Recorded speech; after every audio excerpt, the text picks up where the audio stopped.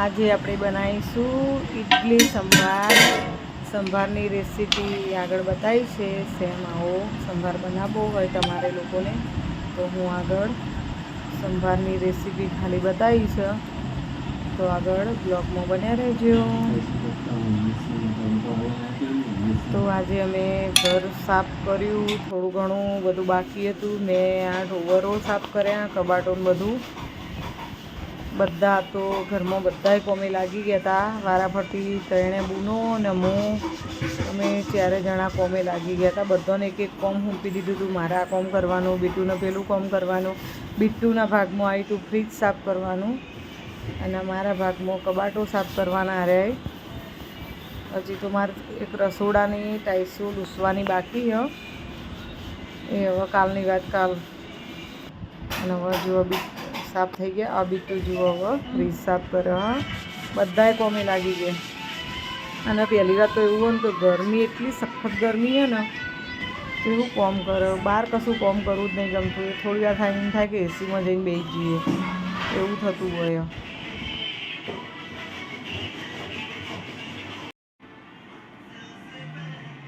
માનસી એનું કોમ પતાવીને બેઠી હો. વાસણ ઉટકવાનો તો વાસણ ઉટકીને બેઠી. હવે એને રોટલી કરવા આલવાની.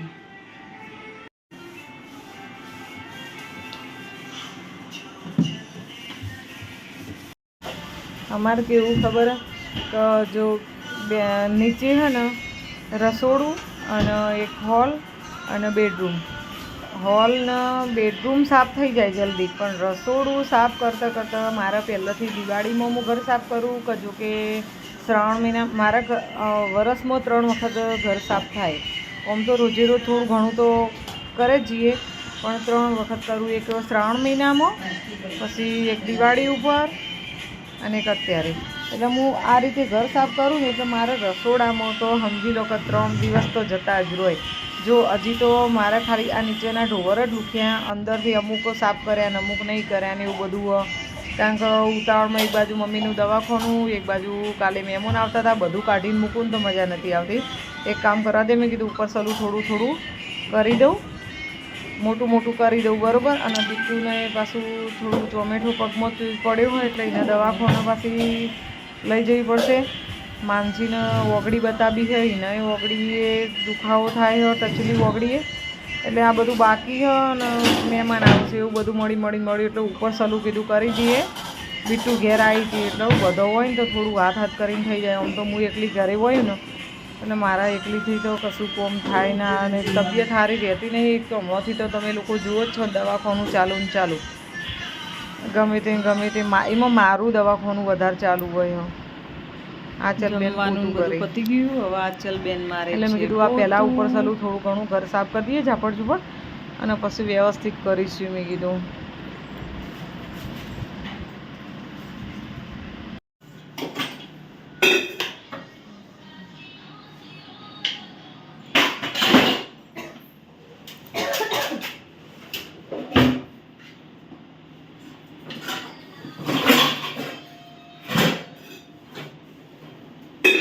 આવજો.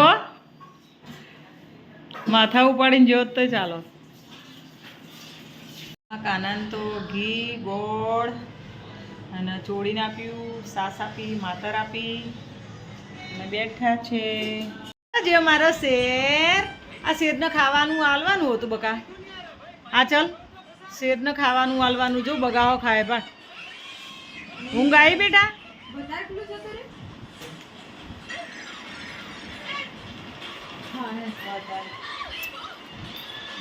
જો માનસી બનાવે છે ઇડલી માટે ચોખા દાળ પીસસ.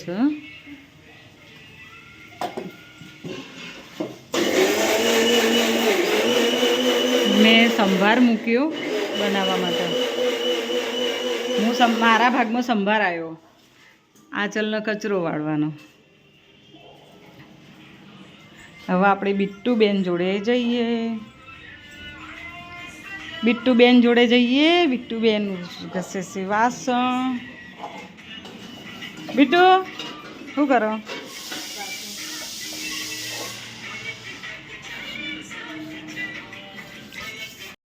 આપણે આજે બનાવીએ ઇડલીનો સંભાર. ઇડલી માટે ચાલે, પછી ઢોસા માટે ચાલે, એટલે એનો સંભાર બનાવીએ આપણે. ચલો, કઢાઈમાં પહેલાં તેલ મૂકી દીધું, રાઈ નાખી દીધી.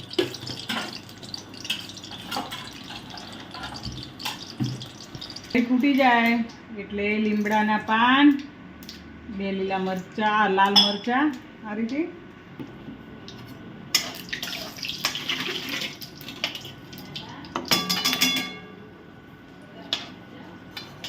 હવે ડુંગળી નાખવાની. ડુંગળી આટલી મોટી રાખવાની. આપણે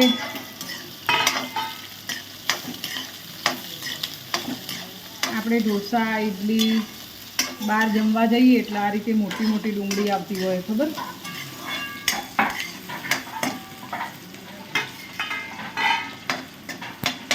ડુંગળી થોડી ચડે, પછી દૂધી, પછી આ ટામેટા, પછી આ સરગવો, અને બટાકું કોઈ ખાતા હોય તો બટાકું લેવાનું, અને બટાકું ના હોય તો ચૂરણ લેવાનું. પણ ચાલે, બટાકું લઈએ ને તો છોકરાઓને તારે બટાકું વધારે ભાવે એટલે ચૂરણ.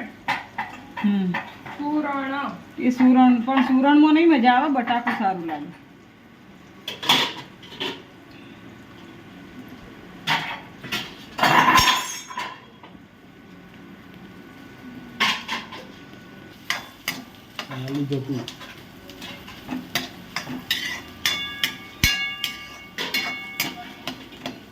માનસીબેન બનાવે છે ઇડલી.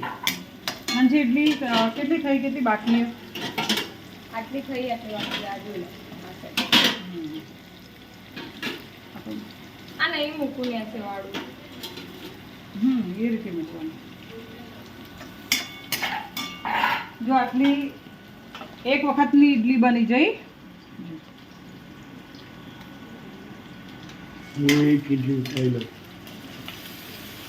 જમાઈ બે પીસ બીડું તો નાખી જ ને.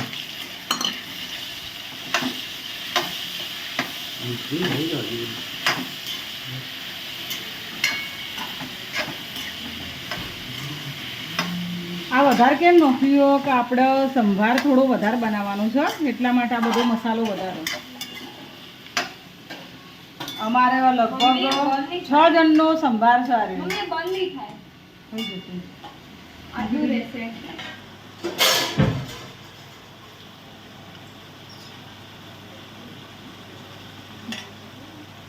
મીઠું,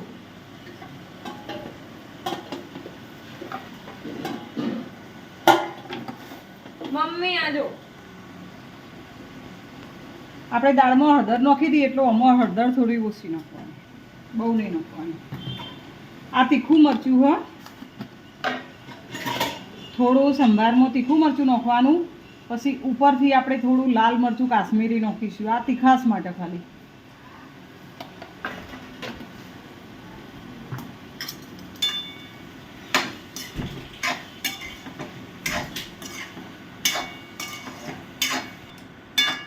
બસ આ બધું હવે થોડી વાર માટે ચડવા દેવાનું, 5-1 મિનિટ ચડવા દેવાનું.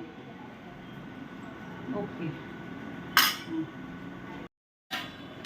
થોડું ચડો પછી આપણે થોડું નાખી દેવાનું અંદર પાણી, એટલે આ બધું ચડી જાય. એકવાર કમ્પ્લીટ આપણે ચેક કરી લેવાનું. નહીં ચડ્યું હજી.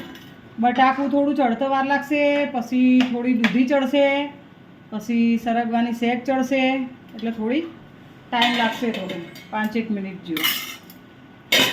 થોડા ચેક કરતું રહેવાનું, પાણી ના બળે. તો આપણે જોઈએ મસાલો.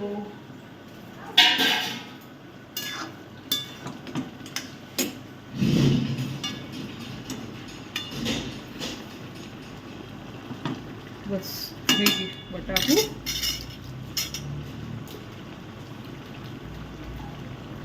હવે આપણે થોડું લાલ થવા માટે કાશ્મીરી મરચું શેક નાખીએ. થોડો કલર હોય ને તો સારું લાગે.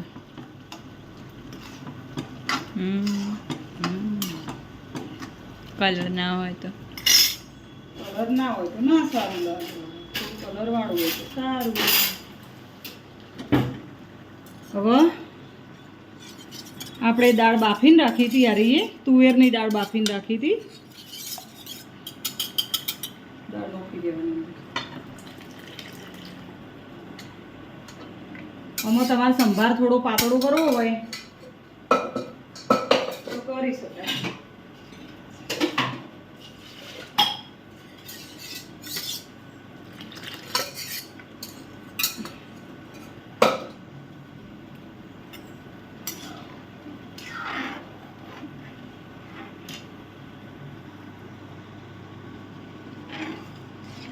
હવે થોડી વાર સંભાર ઉકળવા દેવાનો અને બીજું કે જો આંબલી મેં પલાળીને રાખી હતી કલાક પહેલાં બરાબર. આંબલી નાખી દેવાની ખટાશ માટે. મનસી તારા આ બની જઈ ના હોય ઇડલી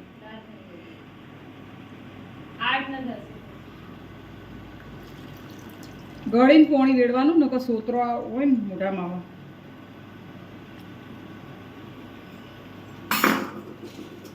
ફેર ઉકળવા દેવાનો સંભાર. બસ સંભાર ઉકળીને તૈયાર થઈ ગયો છે. તો હવે આપણે સંભાર મસાલો નાખીએ. આવું સંભાર મસાલો ઇડલી સંભારનો મસાલો.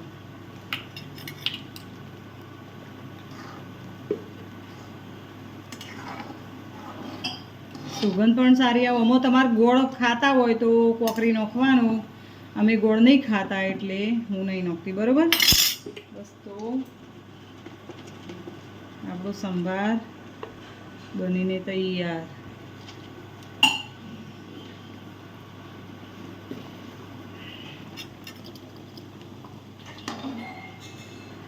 આ સંભાર ઇડલી જોડે સર્વ કરવાનો.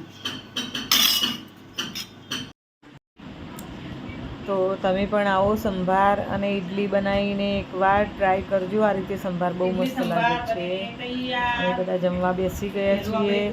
આ રાતે જમવા બેઠા છીએ અમે. રાતે બનાવ્યો છે ઇડલી ને સંભાર બંને. પહેલાં જે ઉતાવળું હોય ને વ્યક્તિ એને પહેલાં આપી દેવું પડે. બીજો બધો આપણે શાંતિથી ખાઈએ ને તો ચાલે. અમારા ઘરમાં હોય ને કૃષ્ણ પહેલાં આપી દેવું પડે. ક્રિસ ખાઈ રહી ને તો સમજી લેવાનું કે અમે બધાએ જોણે ખાઈ લીધું. એટલે ભૂખ્યો થાય ને તો બહુ ઉતાવળ કરો.